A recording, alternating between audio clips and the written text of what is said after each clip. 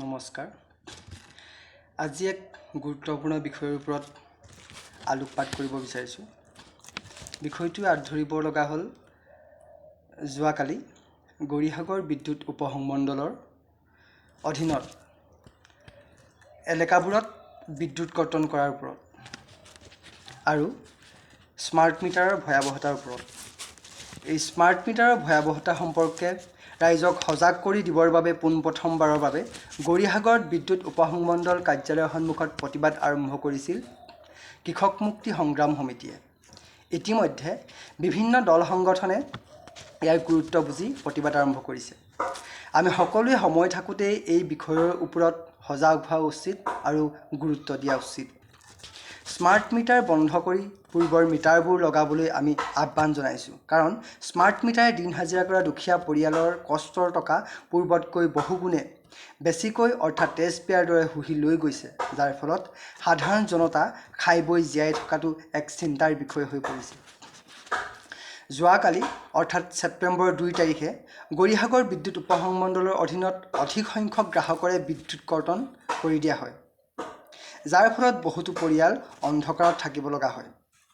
কোনো জাননী নিদিয়াকৈ বিদ্যুৎ কৰ্তন কৰিছে বিয়লি 3 বজাৰ পৰা।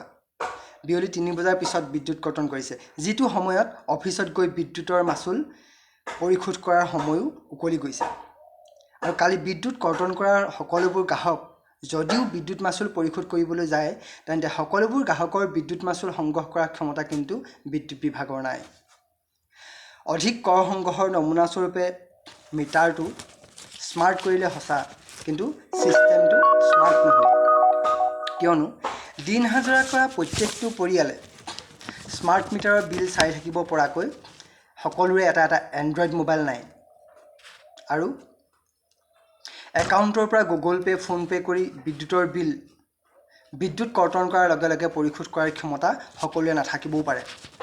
আগতে বিল দিবলৈ আহিছিল, ৰাইজে বুজি উঠিছিল আৰু জানিছিল যে বিলৰ পৰিমাণটো কিমান, আৰু তেওঁলোকে তেতিয়া বিদ্যুৎ কৰ্তন কৰাৰ পূৰ্বেই বিদ্যুতৰ বিল পৰিশোধ কৰিছিল। ছিষ্টেমটো ভাল আছিল। স্মাৰ্ট মিটাৰ হোৱাৰ পিছৰ পৰা যেন ৰাইজৰ সাধাৰণ জনতাৰ উশাহ ল'বলৈ সময় নিদিয়া হৈছে। কোনো জাননী নিদিয়াকৈ যিকোনো সময়তে একোটা পৰিয়ালত বিদ্যুৎ কৰ্তন কৰি দিব পাৰে আৰু পৰিয়ালটোক অন্ধকাৰত ৰাখিব পাৰে। স্মাৰ্ট মিটাৰে দিন হাজিৰা কৰি দুবেলা দুমুঠি খাই থকা সাধাৰণ জনতাৰ কষ্টৰ টকা গ্ৰাসে গিলিছে। কিন্তু আমি জানিব পৰা মতে এই স্মাৰ্ট মিটাৰসমূহ আহিছিল চৰকাৰী কাৰ্যালয় আৰু ঔদ্যোগিক খণ্ডত লগাবলৈ।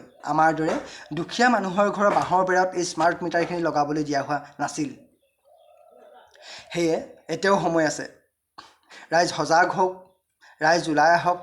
আমি সকলোৱে একেলগে ওলাই যাওঁ ৰাজপথলৈ আৰু চৰকাৰক লুণ্ঠনকামী স্মাৰ্ট মিটাৰ বন্ধ কৰাবলৈ আমি বাধ্য কৰাওঁ।